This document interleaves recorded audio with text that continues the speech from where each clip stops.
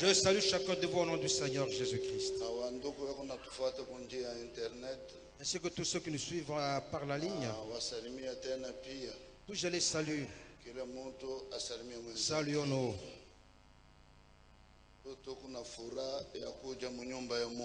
Dans la maison de Dieu, nous sommes dans la joie et nous avons cette joie-là. Nous sommes debout pour la lecture de la parole de Dieu. Zacharie chapitre 9. Zacharie 9. Zacharie Atissa.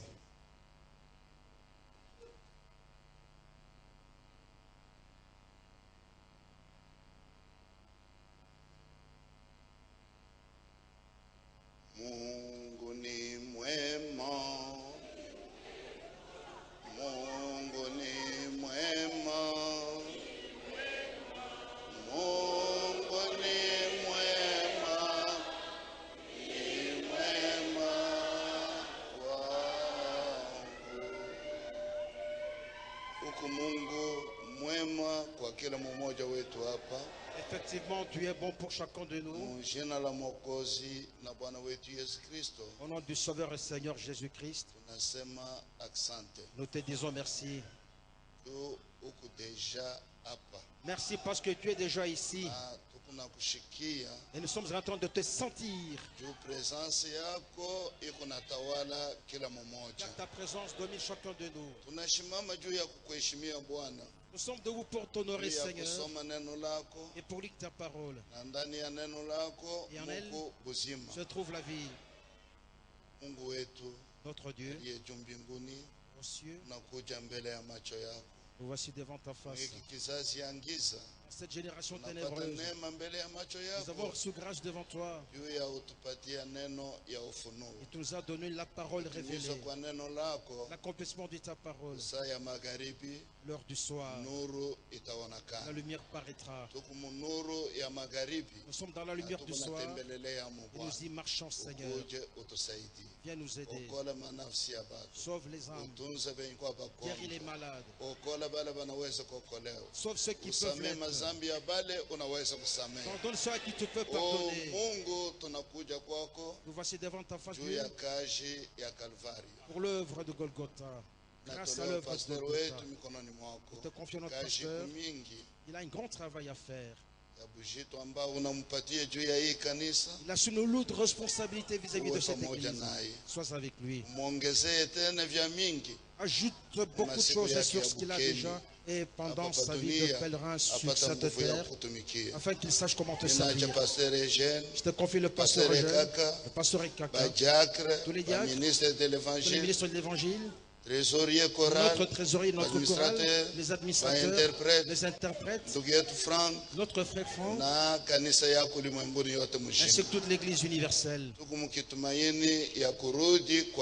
Nous sommes dans l'espérance du retour du Seigneur Jésus-Christ. Bénis-nous ce matin. Nous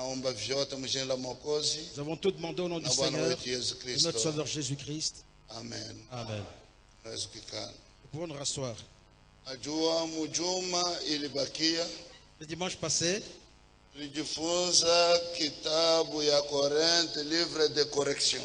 nous avons étudié le livre de Corinthe, livre de correction. On ne peut pas y revenir. Parce que nous avons un autre sujet sur notre cœur. Voici mon conseil à l'église. Arrêtez de ne venir que le dimanche.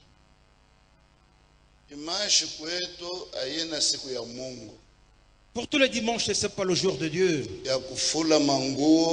jour où nous devons faire la lessive. Nous devons cirer nos chaussures. Et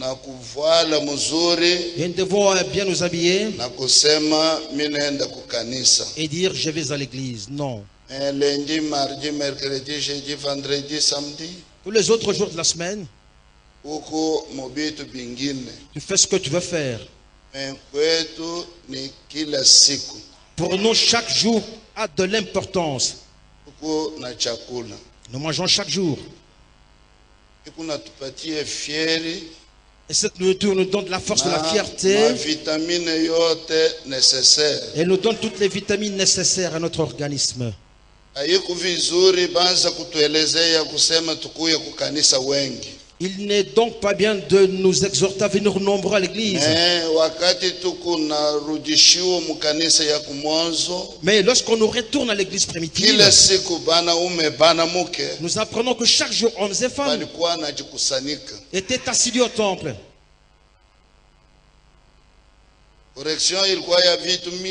On corrigeait beaucoup de choses. Parce qu'il y avait diverses adorations. Il y avait divers habillements et diverses choses.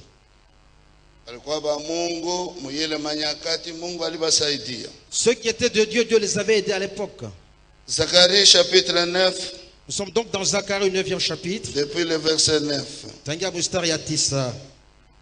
Sois transporté d'allégresse, fille de Sion. Poussez des cris de joie, fille de Jérusalem.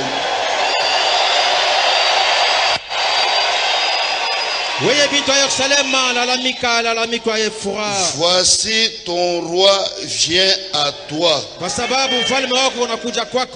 Il est juste et victorieux. Il est humble et monté sur une âne et les petits d'une ânesse. Amen. Amen. Une prophétie inapita miaka mingi. C'est une prophétie passée. Quelle est l'attraction y a-t-il sur la montagne?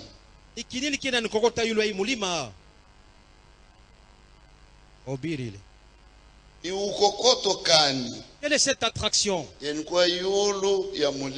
sur cette montagne. Wakati tunasoma hii neno, après avoir lu cette parole, ce texte, accomplissement yayo iko mu Matthieu chapitre 20. Son accomplissement se trouve dans Matthieu au 24e chapitre. Na pale ndio tutaingie mu vitu vyote. À partir de là, nous verrons beaucoup de choses.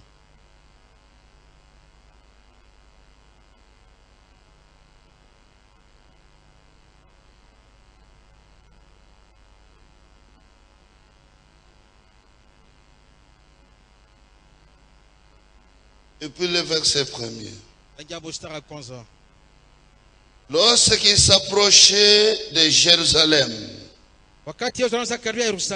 et qu'il fit arriver à Bethphagée, vers la montagne des Oliviers, Jésus envoya 2 disciples et leur disant: allez au village qui est devant vous.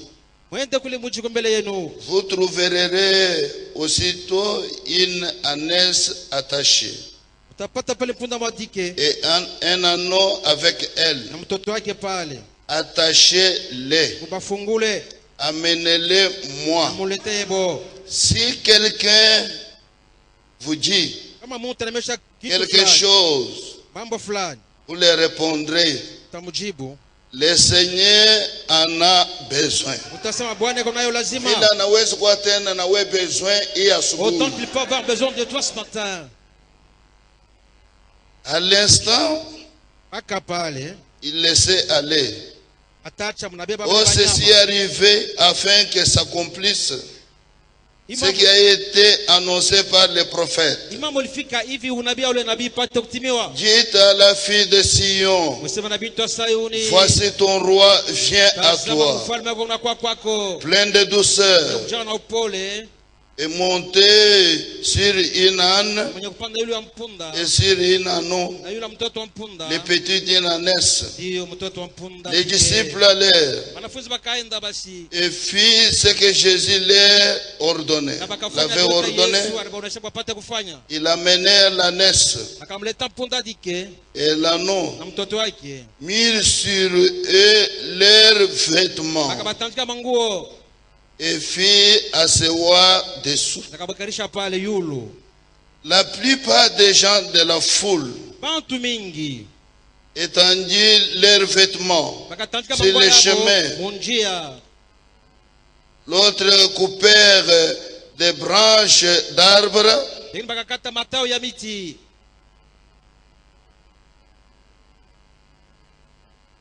Enjonchèrent à la route. Ce qui précédait et ce qui a suivi Jésus criait Hosanna au fils de David. Béni soit celui qui vient au nom du Seigneur. Hosanna dans les lieux très hauts. Lorsqu'il entrait dans Jérusalem, toute la ville fit émou. Et l'on disait, qui est celui-ci?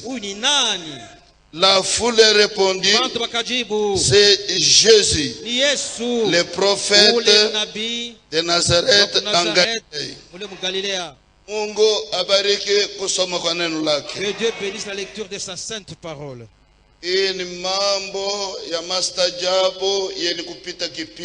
C'est une scène merveilleuse. Personne ne peut la comprendre.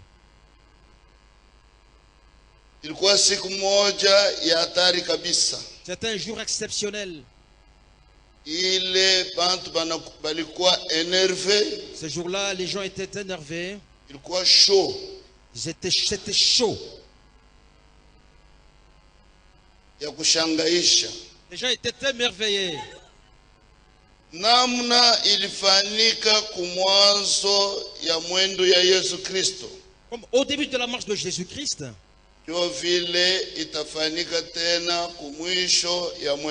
C'est pareil à la fin de sa marche, de son parcours sur cette terre. Quelle attraction. Les gens lisaient sans comprendre ce qu'ils lisaient, sans voir l'accomplissement de tout ce qu'ils lisaient.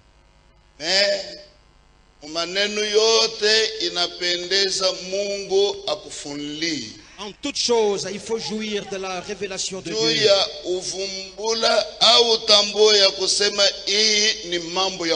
Afin de reconnaître cette parole-là de Dieu.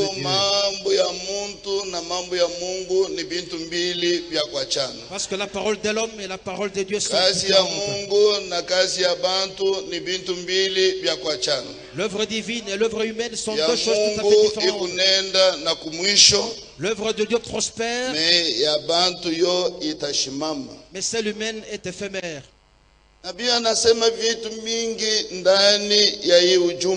Dans ce message, le prophète a parlé de beaucoup de choses.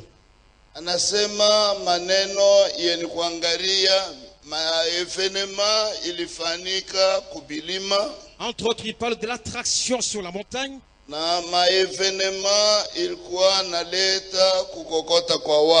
Et il parle de cette attraction, de cet envoûtement dans les hommes. Il a premièrement commencé par Noé.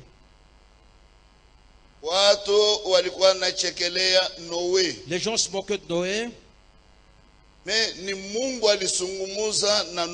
ignorant que c'est Dieu qui lui avait parlé, lui disant, je vais détruire ta génération, Noé. Personne ne survivra. Mais quant à toi, prépare l'arche. Et Dieu lui a montré tous les matériaux de construction de cette arche. Elle s'est mise à préparer l'arche, à construire l'arche. Les moqueurs étaient là. Comme ils le font aujourd'hui. Alors nous avons aux gens de se préparer parce que Jésus-Christ vient bientôt. Ils s'en moquent éperdument. Nous venons ici. On nous traite de branamistes. Mais vous, visiteurs, sachez que Dans chaque génération, Dieu a toujours parlé. Et si les hommes ne font pas attention au langage de Dieu, ils mourront certainement parce qu'il parle dans chaque âge. Non, nous ne sommes pas des branhamistes. Les branhamistes existent. Ils baptisent au nom de Branham. Ils prient au nom de Branham. Mais nous ne sommes pas parmi eux. Nous sommes en train de parler de cet homme qui entre à Jérusalem. Tout notre centre, c'est le Seigneur Jésus-Christ. Toutes nos prédications sont centrées sur Jésus-Christ. Notre baptême centré sur Jésus-Christ. C'est pourquoi ainsi donc, si vous êtes ici invité à ce mariage et que vous avez été baptisé au nom du Père, du Fils et de l'Esprit, jusqu'aujourd'hui, sachez que vous n'avez jamais cru, vous n'avez jamais été baptisé. Ne vous abusez pas, s'il vous plaît. Vous disant, nous aussi nous fréquentons une église. L'église ne sauve personne. Le sujet de ce monsieur, voilà les sujets qui sauvent. Il y a la mort dans toutes les églises.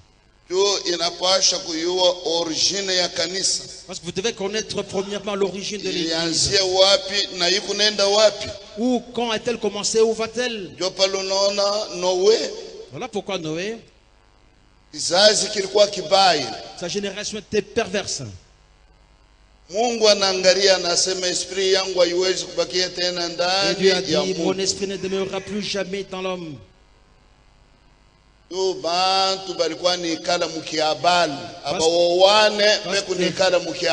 hommes vivaient en concubinage, sans réel mariage. Ils étaient dans du mysticisme. Ils invoquaient toutes sortes d'esprits.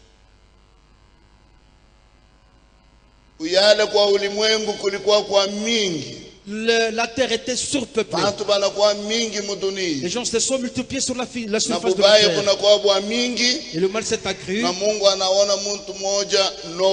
Et Dieu n'a trouvé qu'un homme juste du nom de Noé.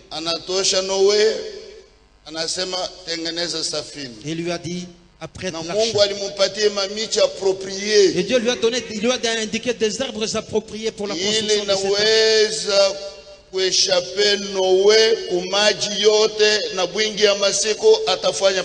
Les arbres qui devaient sauver Noé pendant tous les jours du déluge. Les gens disaient, il est déjà vieux.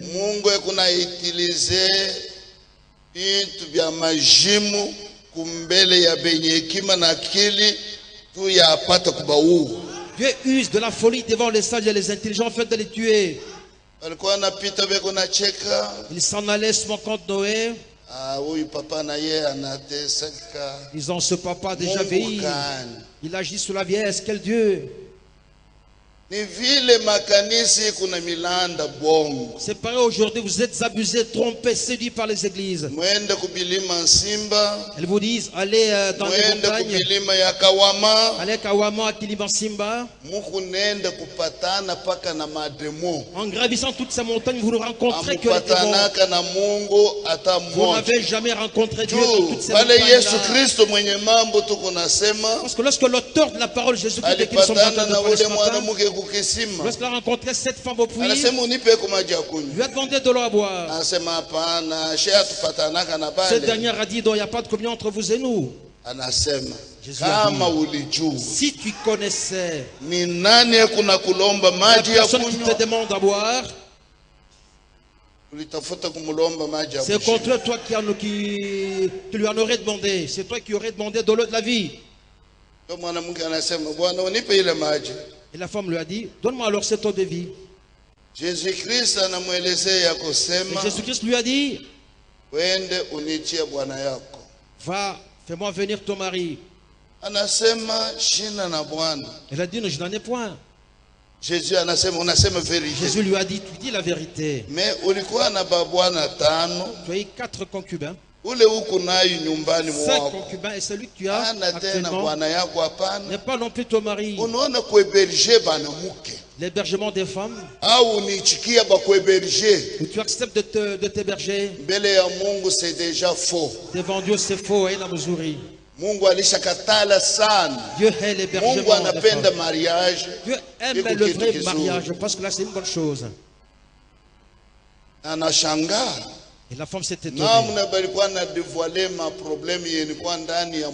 Parce que tout son passé était dévoilé. Tous ces secrets du cœur. Nous venons à l'église afin que Dieu révèle le secret de nos cœurs. Afin que nous retournions à lui. Et cette femme n'a rien compris. Elle a laissé son saule là. Elle n'a plus puisé de l'eau. Elle est rentrée à la maison. Elle a dit à son concubin, tout le jour que j'ai vécu avec toi, voilà pourquoi les gens bien véhiculés, les gens friqués avec de grosses voitures,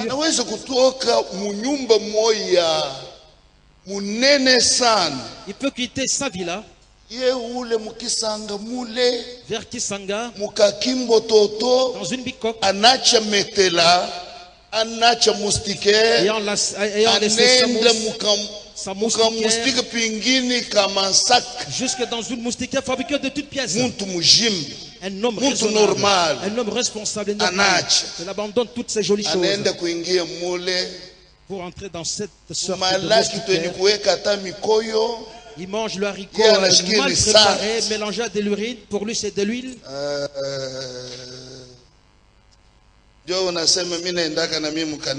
Et tu dis, je vais aussi à l'église. Tu meurs,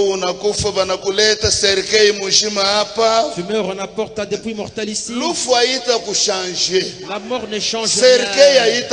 Le cercueil non plus. La prédication de ce jour-là non plus. Ce qui te changera, c'est ce que tu écoutes aujourd'hui. C'est ce qui te changera. Cette parole que tu entends ce matin. Si tu crois, tu es sauvé.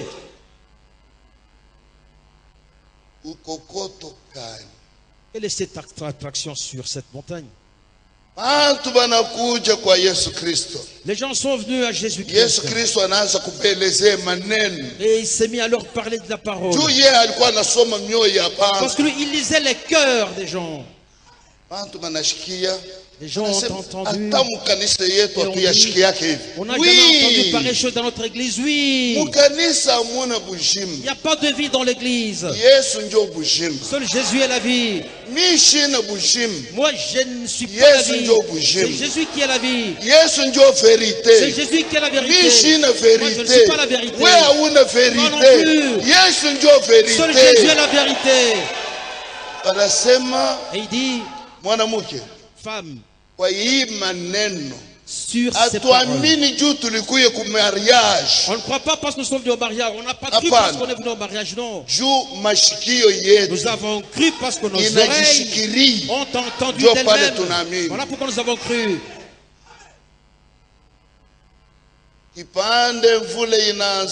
L'instant d'après, la pluie s'est mise à tomber. Dieu a demandé à Noé ainsi qu'à toute sa famille d'entrer dans l'arche. Noé ainsi que toute sa famille entrèrent dans l'arche. Le déluge commença. Et les gens ont accouru vers Noé. Lui disant, Noé, ouvre-nous. Noé regarde. Elle leur répond, vous moquiez de moi, maintenant je vais me considérer vous. C'est pas moi qui détiens la clé de l'arche. Dieu a déjà fermé. Ils ont tout fait, mais en vain. Le déluge a commencé. L'arche a commencé à monter. Les gens ont monté dans des arbres très longs afin de se sauver, mais en vain. C'est Jésus qui est le chemin ainsi que la vie éternelle. Si tu le suis, tu seras sauvé. Dieu a suivi le déluge, l'arche. Est-ce qu'il n'y avait que Noé sur la terre? Est-ce que toute sa famille, rien que Noé? Il n'y avait pas de fous à cette époque-là? Est-ce que il n'y avait pas de mariés en ce temps-là? Est-ce que n'y avait-il pas de bébés en ce temps-là? Est-ce que n'y avait-il pas de femmes enceintes en ce temps-là? N'y avait-il pas d'infirmes en ce temps-là? Même les aveugles? Dieu ne te connaît pas. Il connaît que sa parole. Si tu as la parole de Dieu, tu vivras. En cas contraire, tu mourras.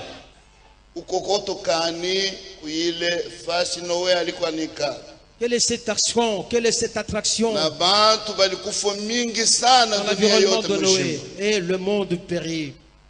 Le Dieu éternel, le Dieu d'amour, le Dieu de joie, le Dieu de joie, le Dieu merveilleux qui fait beaucoup de choses. Il est en même temps le Dieu juste. Il juge en toute justice, sans tenir compte de quelqu'un, qui que tu sois. Na ile wakati Mungu alibomona bantu bote mu wakati ya Noé. Dieu a tué presque toute la terre du temps de Noé. Pourquoi mabilima mingi bienikuwa na maneno ya mingi ndani ya Biblia? Il y avait beaucoup de montagnes avec des événements historiques dans la Bible. Wakati Israeli inaanda mukuabudu masanamu, lorsqu'Israël a commencé à adorer les idoles, Mungu alibatumia prophète Eli. Dieu leur a envoyé le prophète Élie. Ni mu 1er roi 18. Nous sommes dans 1er roi 18. Verset 19 à 40. Du 19e au 40e verset. Wakati alituma Eli, après l'avoir envoyé, il y avait diverses adorations. Na Eli alikuja. Et Élie est venu. Akab anasema huku na troubler Israël. Et Akab lui dit, tu troubles Israël, Élie. Eli anasema wenjo huku na troubler Israël. Élie lui dit au contraire, c'est toi qui troubles Israël.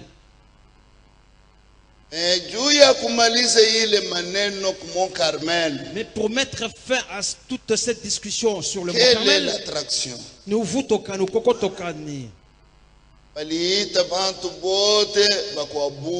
on a convoqué tous les adorateurs. Ils sont venus. Dans leur conversation, Élie leur a dit, pour tout trancher, n'allez ni à gauche ni à droite, ne tanguez pas. Non, soyez fixe. Apprêtons l'autel. Le Dieu qui répondra par le feu, c'est celui-là le véritable Dieu.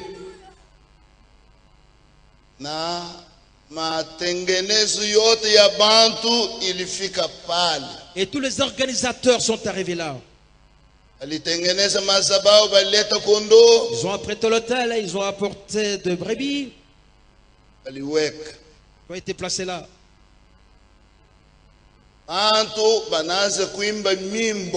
Les adorateurs ont commencé à chanter. Plusieurs orchestres ont commencé à chanter. Comme c'est le cas aujourd'hui dans les diverses églises que nous connaissons. Il y a des chorales appelées Saint-Martin, chorale Jeff.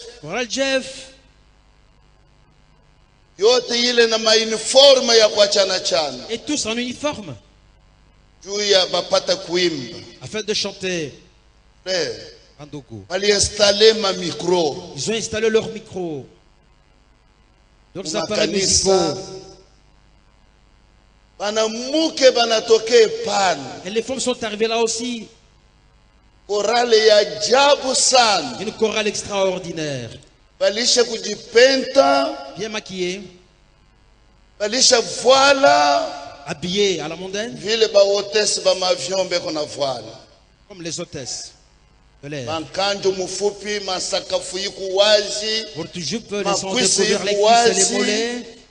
Milomo yeni kupenta, makika yeni kukita, kukata, les sourcils et des cils coupés. Bana pika musique. La musique a commencé. Ma fanfare moi est terrible. La fanfare a commencé à chanter. Bana imba, bana invoquer. Ils ont chanté, ils ont invoqué leur Dieu. Na bale bote bali amin. Et tous ceux qui avaient cru.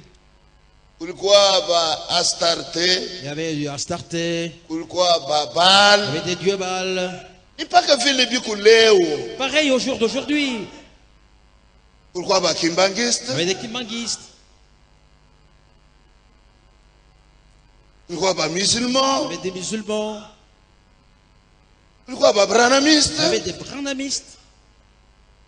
On a organisé vyote. Tout était bien organisé. Ils ont commencé à chanter. Ils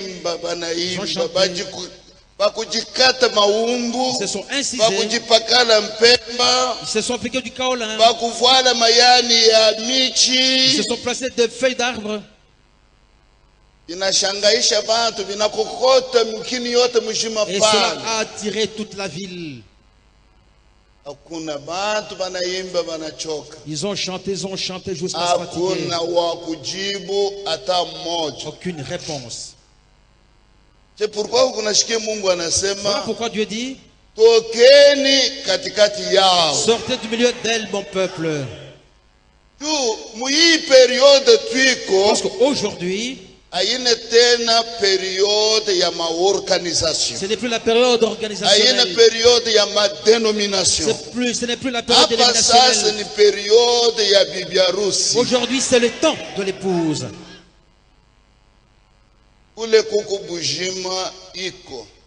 Là où il y a la vie. Ils ont chanté jusqu'à midi, jusqu'à 15h, jusqu'à l'heure du soir. À l'heure du soir, à l'approche du soir, le soir est vraiment significatif.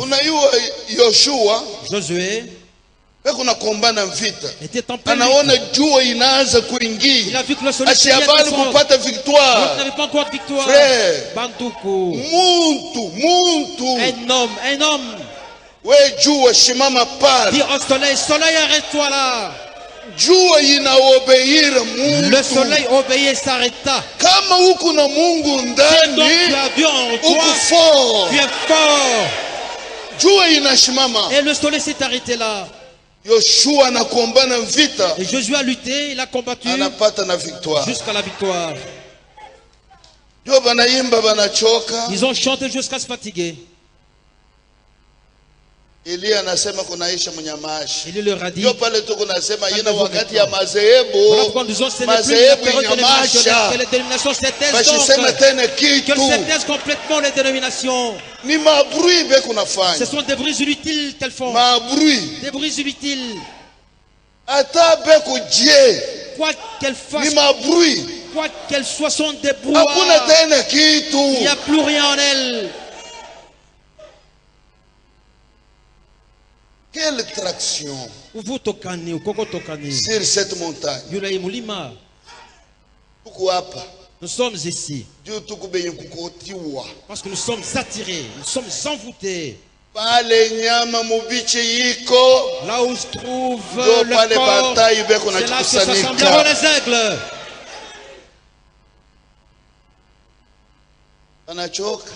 Ils se sont fatigués. Il leur a donné conseil, leur disant: criez fort, peut-être que votre Dieu va la voyager. Peut-être que votre Dieu va la voyager. Criez fort. Criez fort. Astarte s'est éloigné de vous là aussi. S'il entend votre trompette, peut-être qu'il pourra revenir. Il est fort donc. Ils ont crié à tue-tête, mais en vain. anaita Marie. Ils ont invoqué Marie. Marie anasema, Marie leur a dit, mambo yangu haina pale, mufanye kile ye atamielezea. Faites ce que lui vous dira de faire. Moi je suis inutile. C'est pourquoi unaweza kuomba Marie. Tu peux donc invoquer Marie, prier Marie. Na vile utingie mu enfer. Jusqu'à entrer en enfer. Hautamshikia. Elle ne te répondra jamais. Na hautamwona. Tu ne la verras jamais. Élie anaba conseiller. Élie leur a donné ce conseil. Leur disant, Branham. Invoquez Branham. Branham. Ils invoquèrent Branham. Comme les gens sont blasphémateurs, ils blasphèment à outrance. Sans savoir comment l'œuvre de Christ progresse. Andoukou. Où que vous alliez, aux États-Unis, vous arrivez à l'endroit où Branham avait été tamponné, tu ne verras jamais son sang. C'est une fausse doctrine. Son sang a déjà été lavé.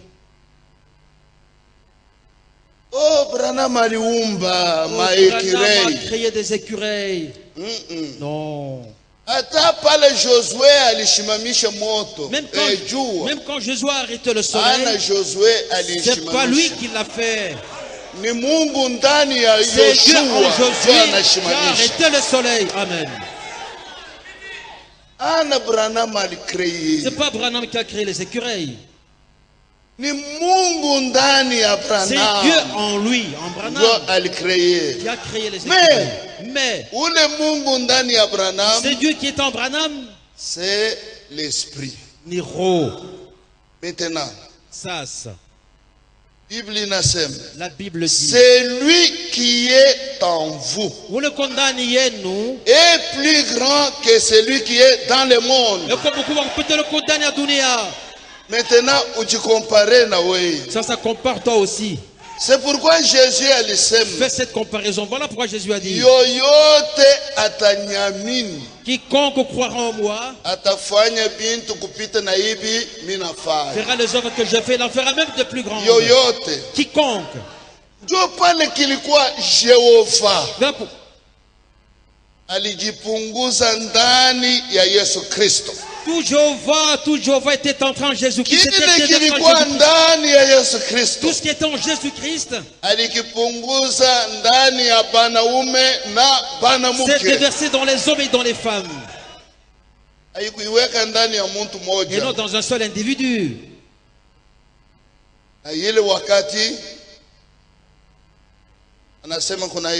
Élie leur a dit, taisez-vous maintenant. Arrêtez votre adoration. Apprêtez l'autel. Rétablissez toutes choses. Rétablissez l'autel. Voilà pourquoi Dieu a tout rétabli. Il a ramené le baptême au nom du Seigneur Jésus-Christ. Il a restauré un seul Dieu. Il n'y a pas trois dieux. Père, Fils, Saint-Esprit. Non. Celui qui était Père, Fils et Saint-Esprit, c'est notre Seigneur Jésus-Christ. C'est lui le véritable Dieu et la véritable vie éternelle. Il a tout ramené, il a tout restauré, il a tout rétabli. Il a même rétabli le mariage. Pareil mariage sont rares. Les gens s'engrossent, ils vont comparer devant les juifs. Ils se battent. Mais ce mariage, c'est difficile. Très rare. Dans ce monde, très rare pareil mariage. Mais c'est un signe. C'est le type de l'épouse et de l'époux. Frère, Élie s'est tenu là, devant ces gens-là. Ou koko tokani, ou vous tokani. Il a tout rétabli. Et il s'est tenu là. Là, j'étais sur regard vers le ciel. Parce que tout ne procède que du ciel. Amen. Tu entres en esprit. Tête sur la terre. Ce n'est pas lui. Lui c'est yeux tournés vers le ciel. Et il dit, Seigneur, il faudra que toute cette foule sache désormais que c'est moi Élie qui est Dieu. Voilà pourquoi je vous dis, partout où vous irez, il n'y a pas Dieu. Dieu est ici. Il n'est nulle part. Dieu n'est nulle part sinon ici. Il fait des grandes choses, des choses merveilleuses. Sois différent à la sortie de ce que tu étais à l'entrée. Ayant vanté la grandeur de Dieu, et parce qu'il voulait que tout le monde sache, que tout le monde sache. Dieu ne m'élit jamais laissé, il ne déçoit jamais les siens. Le feu est descendu du ciel, a brûlé l'offrande, le sacrifice. Tous les 400 prophètes de starter. 450 prophètes de Baal. Tous étaient là. C'était Élie a dit à tout le monde, égorgez tous ces faux prophètes. Mamlaka Kanile. Et tous les faux prophètes ont été égorgés. Et le sang coula. Et tous sûrs que c'est Élie qui avait Dieu. Il faut que Dieu te révèle cette chose. Mon Carmel. Ça c'est le climat Sinaï. Du temps de Moïse. Exode 19. 9 à 24. Du 9e au 24e verset. Mais maneno iko mu verset 16 à 18. La scène est au 16e et au 18e verset. Mungu anaelezea Moïse. Dieu dit à Moïse. Oneshe Israël. Parle à Israël. Comme ils veulent me voir, comme ils tiennent à m'entendre, demande-leur de se sanctifier, de se sanctifier. Parce que je descendrai sur la montagne, et ils seront au pied de la montagne, et ils me verront, je les verrai aussi. La sanctification est prioritaire devant Dieu. La sanctification. Tu ne peux pas prétendre avoir Dieu prié alors que tu veux une vie suée. Homosexuel tu es homosexuel. Mysticisme alors que tu es dans le mysticisme.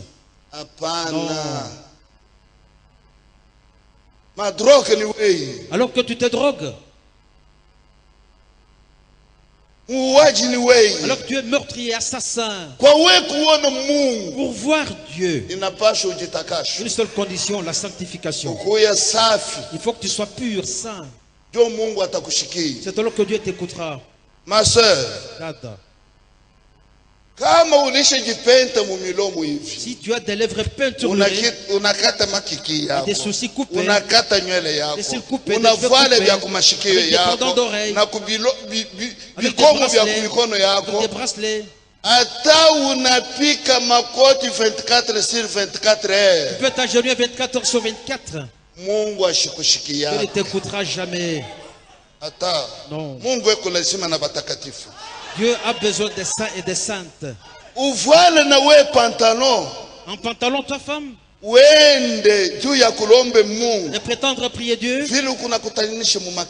comme c'est pareil dans toutes les églises. Les femmes en pantalon. C'est quel genre d'église ça? Ce sont des églises démoniaques. Ce ne sont pas des églises de Dieu. Parce que devant Dieu c'est une abomination qu'une femme mette un pantalon. Comment vas-tu prier Dieu? Demande-leur de se sanctifier. Tu ne peux pas te sanctifier de toi-même. Sanctifie-les par l'esprit. Watakasha kwa neno lako. Par ta parole. Neno lako ni kweli. La parole est la vérité. Paka neno ya ukweli. Il n'y a que la parole de Mafundisho vérité. ya ukweli. La doctrine de vérité. Prédication ya ukweli. Prédication de vérité. Ndio inatakasha watu. Voilà ce qui purifie. Vya bongo haviwezi kufanya Les vipi. fausses choses ne purifient pas. Unakuya na bulevi yako. Tu viens ici ivre. Meza ya Bwana. Tu t'approches de la table du Seigneur. Unatoka mu nyumba yako ya busherati. Tu viens de commettre adultère, tu t'approches de la table du Seigneur.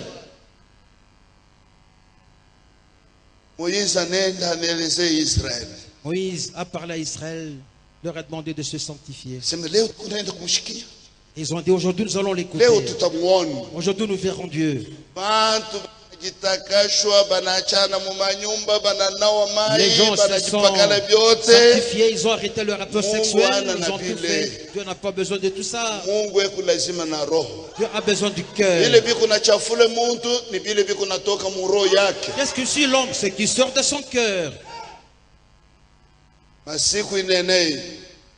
Le rail est arrivé. Les gens ont commencé à s'approcher de la montagne. Dieu a dit à Moïse,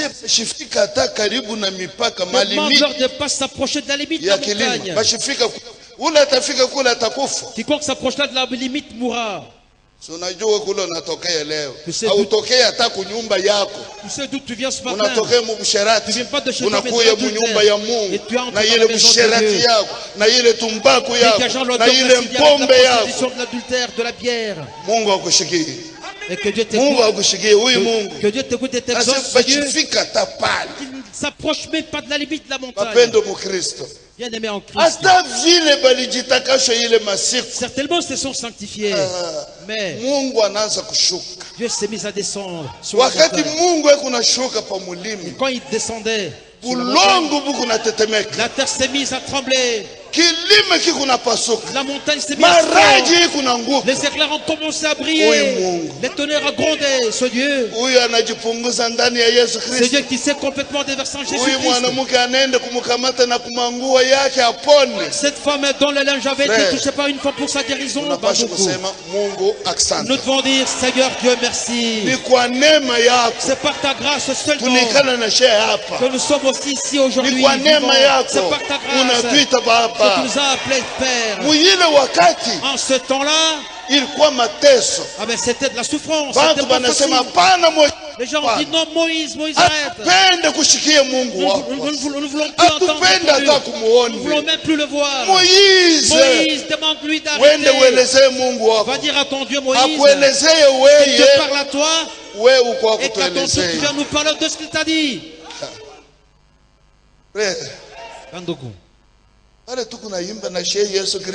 Nous chantons aussi Jésus-Christ. Nous ne connaissons pas sa grandeur. Nous ne connaissons pas la grandeur de ce qu'il a fait pour nous. Les gens ne se sont plus approchés de la montagne du Sinaï parce que c'était terrible, c'était dangereux.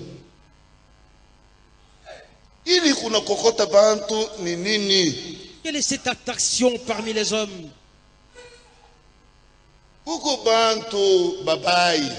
Il y a des mauvaises gens qui ont fait de très mauvaises choses et qui ont déplu à Dieu. Dieu les a regardés. Il a préparé Jonas. Jonas, il t'envoie à Ninive. Il a boudé. Pourquoi à Ninive? Tous ces mauvais gens, tous ces malfaiteurs, tous ces gens pervers, ils vont me tuer. Je n'irai pas à Ninive. Il a boudé. Jonas va à Ninive.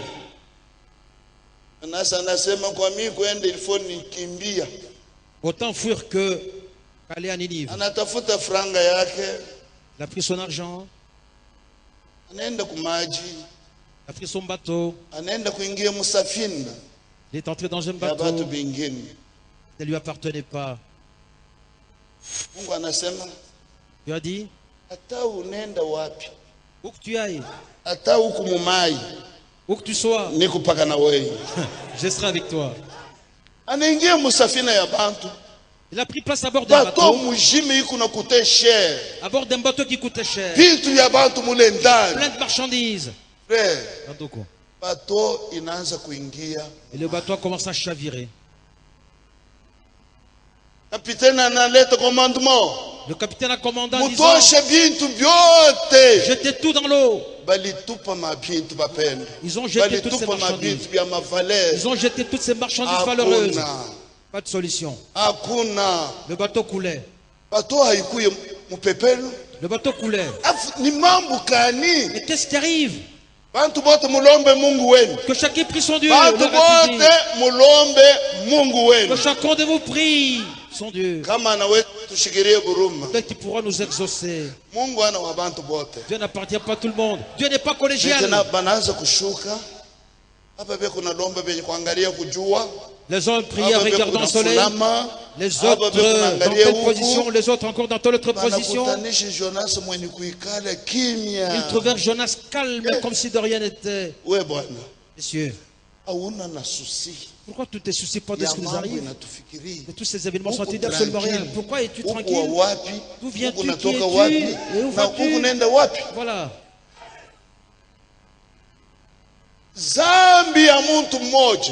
Le péché d'un individu peut arrêter la guérison de beaucoup de gens.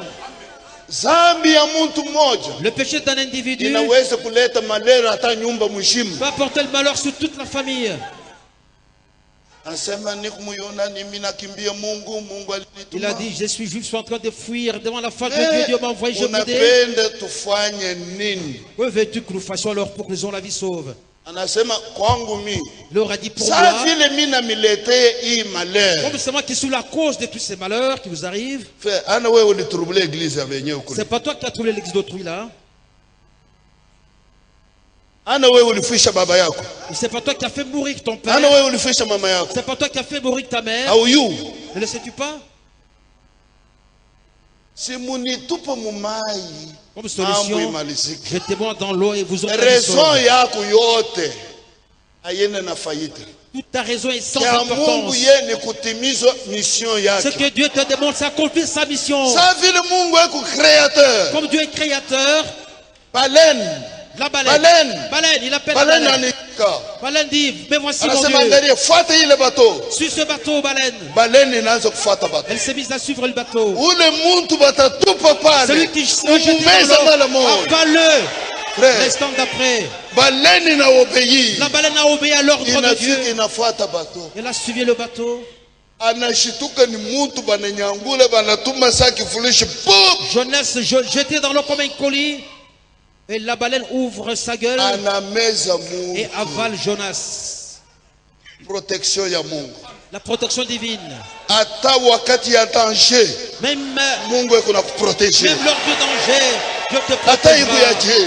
Quelle que soit la grandeur. C'est pourquoi Jésus anasema. Voilà pourquoi Jésus dit. Ata mujina langu. Banamwekea sumu. Sumu haitamfanya kitu. Ce poison ne vous nuira point. Ule Mungu wa Meshach, le Dieu de Meshach, Shadrach, de Shadrach, na Abednego, ni Mungu wako na wewe. C'est ton Dieu à toi aussi. Baleine, angalia direction ya Ninive. Dirige-toi vers Ninive. Watu walikuwa na lopola. Les pêcheurs étaient là en train de pêcher. Les autres faisaient la lessive. Wanaona nyama. Vous voyez un cétacé venir vers eux. L'instant d'après, le poisson ouvre sa gueule et vomit un homme. Et tout le monde s'étonne. Comme ils étaient adorateurs de poisson, ils se sont dit, notre Dieu vient de nous envoyer un homme. Et l'évangile a commencé là, à l'instant même. Ninive, dans 3 jours, Dieu va vous détruire. Ninive. Quelle attraction. Quelle attraction. Histoire inaanza pale. Et l'évangile commence là. Anatokea ndani ya samaki. Le monsieur qui prêche vient d'être vomi par un poisson. Anatoshaka na bantu. Nous vous disons que notre Dieu poisson vomit les hommes. Voici la preuve. Habari ilienda we. Et la nouvelle se répandit comme une traînée de poudre jusqu'aux oreilles du roi. Et on lui a raconté tout ce qui est arrivé. En disant, un homme a été vomi par un... Anasema Mungu atadétruire Ninive dans 3 jours. Dans 3 jours, Ninive sera détruite par Dieu. Anasema wacha mambo yote. Le roi a dit arrêtez tout. Tushimamishe bintu yote. Arrêtons tout. Tujitengeneze. Et sanctifions-nous. Fungeni chakula. Jeûnons. Kama Mungu hawezi kuchanger malédiction. Si Dieu ne peut pas changer la malédiction en bénédiction. Quelle attraction. Où vous tokani? En ce temps-là. Ça ne suffit pas. Attraction ingine inafanika. Il y a eu une autre attraction. L'accomplissement de la parole de Dieu. Ésaïe 40. Ésaïe 40. Un homme est venu du désert où il n'y a pas de thé. Pas de thé au lait.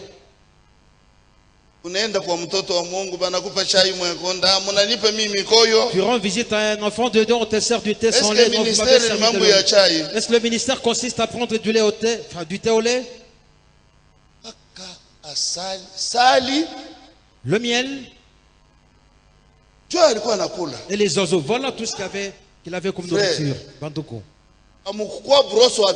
Il n'avait pas de brosse à dents.